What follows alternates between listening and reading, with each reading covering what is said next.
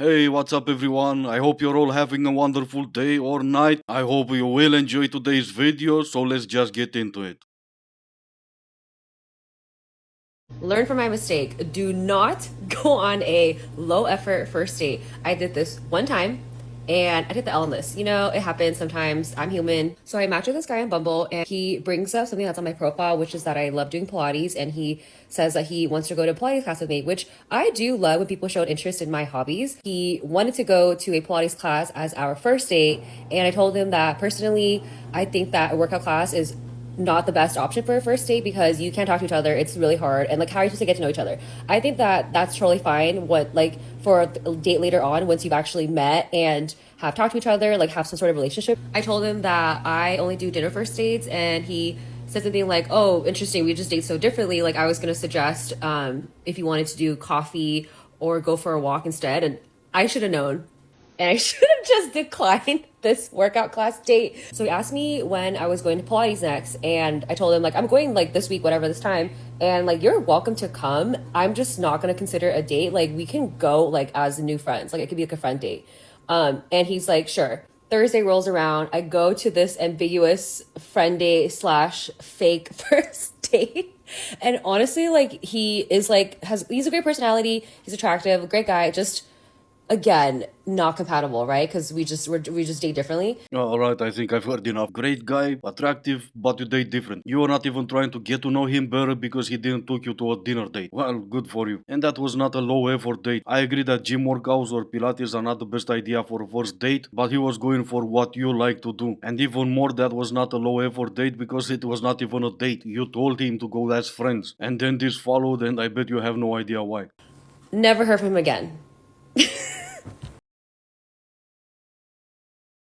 If someone wants to cheat on you, you have to let them. If someone wants to leave you, you have to let them. If someone wants to lie straight to your face, you have to let them. Let me tell you how the law of detachment has completely changed my life for the better. It takes a lot to truly make me heartbroken. I mean a lot. And I've been through some crazy in my life, but because I've been able to master the law of detachment, it has gotten me through the worst times of my life for the better. Say for the better more than once and you'll end up convincing yourself. Maybe. If someone wants to cheat on you and you know from before you'll still let them, I'm gonna go with no. If someone wants to break up with you, let them. There's not much you can do in that case. Someone wants to lie to your face and you know it's a lie and you let them, how about calling them a liar instead? I don't know if that's the law of detachment or not, but that's not me. I will call you a liar.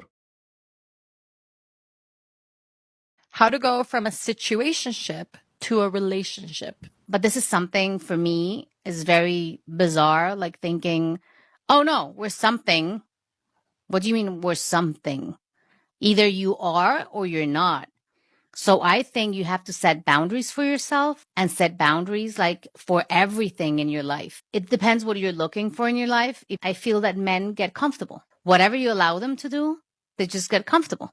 So if you're not asking for a relationship or for something serious, then he's going to be comfortable because he's going to say, like, we're chilling here and like, why do we have to get into a relationship? I was kind of hoping for the wisdom that come with age, but no, let's blame men instead. Let's blame men for something we also have a say in. Men get comfortable with something you allow. What is it exactly that you're allowing in men? How is any of you that want a relationship that finds themselves in a situationship? Oh, he told me from the beginning he doesn't want a relationship, I accepted it, but it's still his fault. Come on now. That was what you accepted. He only used to call me at 2 a.m. on Saturdays hoping to come over, but I had no idea that he doesn't want a relationship. Come on now. You did not allow them to get comfortable. You accepted the situationship from the beginning. Men don't want to come home and eat ramen after a long day of work, okay? Who said he was invited? I just worked a 10-hour day and I want some ramen. Tell him to stop at Burger King down the road if he wants it his way. This ain't the Waffle Home, this is my home. Who are you even talking to? No one ever told you what to eat. You're not responding to anyone, you're not responding to a comment, you just posted a video. Eat whatever you want. And who are you talking about? There's no man in sight. Wait until you get one and then complain about it. I have the absolute worst luck in dating. Like, I'm talking my ex cheating on me with 20 plus women and me finding out via Facebook bad. Or men almost physically fighting me outside of the club because they were mad at me. So I thought I would take today to talk about one of my most recent horror dating stories. Buckle up. So there was this guy. So this guy seemed to be great on paper. He had a great job. I met him through mutual friends. Off rip, there were no red flags. But little did I know that he would try to fight me in a club just weeks later. There's 3 more minutes of this, I'll save you all the trouble. The story goes pretty much like this. She took him on a date on a club, she left him there at the table, she was spending time with her friends, with some friend's teacher or whoever. The guy gets mad, he leaves, she starts running after him, she finds him outside the club, he's so mad he wants to fight her, but she did talk him down, and needless to say, she got repulsed by the guy's action. Obviously, it just wasn't the same anymore. Something in my brain switched that night, and I was just repulsed by him after that. I genuinely felt so on edge around this guy. Just giving him a hug just made me feel nervous. Of course, I literally dumped him that night. But then he reached out to me about 2 weeks later, and your girl was not very smart, and she took him back. Because you were so repulsed by him that you couldn't even give him a hug, but sleeping with him for a while after, I guess that was okay. I'm not sure about independent, but that's a strong woman right here. I will have to read this one for everyone just listening. Nothing unites mediocre men faster than getting to talk ish about women they do not deserve. Apparently I didn't get the memo. I'm no longer supposed to spend time with my friends talking about our own stuff or our favorite sports team, but instead I'm supposed to talk about, well, nothing. The more intimidating a woman is, the more she needs to be babied. And she doesn't realize that that's what she needs, but she's basically gone her whole life unfulfilled, so she's been masking and guarding herself. I'm gonna have to take your word for it because I haven't met one of those. The more intimidating she is, the more intimidating to whom? Herself, maybe, when she looks in the mirror? Call me ignorant, call me stupid, whatever. I was having a conversation with a family member, and during the conversation, the question was asked, okay, so the people who don't want to work, the lazy people, you think that they deserve to have houses? And I said, yes. I think that everybody deserves to have a home, to have food, to have water, to have basic human necessities, healthcare, yes, I think that they deserve basic human rights. I don't care who you are. I think you deserve basic human rights. I don't think homeless people should be a thing. Yes. And that family member was like, that's ridiculous. And I, for some reason, that clicked something in my brain that oh, people actually think this. There are people out there that actually think that some humans don't deserve basic human rights.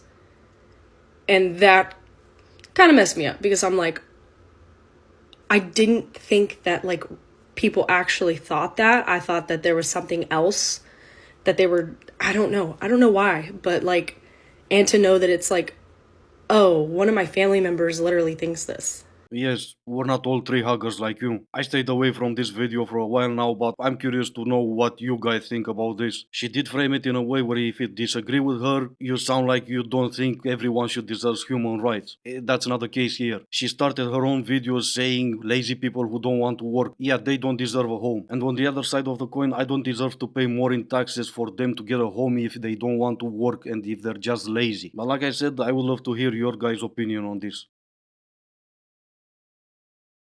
I made a video saying that I think I look like a horse girl, and my mom responded, and she said there's nothing wrong with being a horse girl. And I said, okay, hater. And she said, no, seriously. It's okay that you walk that way.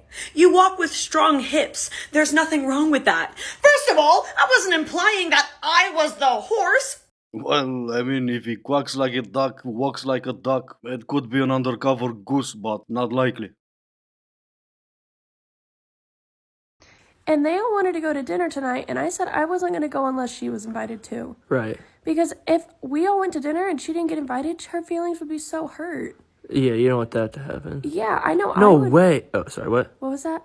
None. And this is gonna be the end of the video. As always, I do hope you enjoyed it. If you didn't, I still appreciate you for making it this far. Thank you all so much for watching. Stay safe, and I will see you in the next one.